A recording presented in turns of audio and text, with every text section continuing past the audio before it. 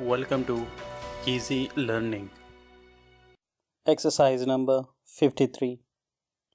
It may be difficult for you to follow the general principles upon which foreign business is carried on, but if you are to win your way in a firm which does business with the northern and southern states of America, you will have to try.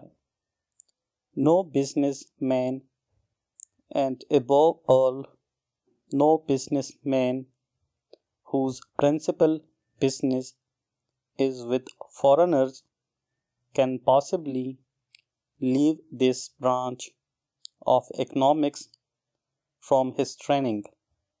If he should refrain because of a general dislike of the science, he will surely suffer in the long run.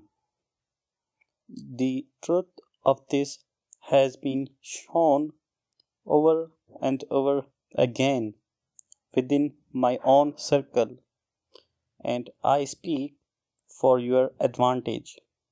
The principles may appear difficult to follow, and if you imagine the task beyond you, it will prove so.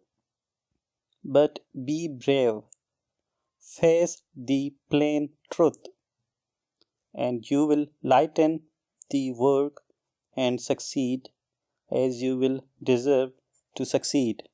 Full stop.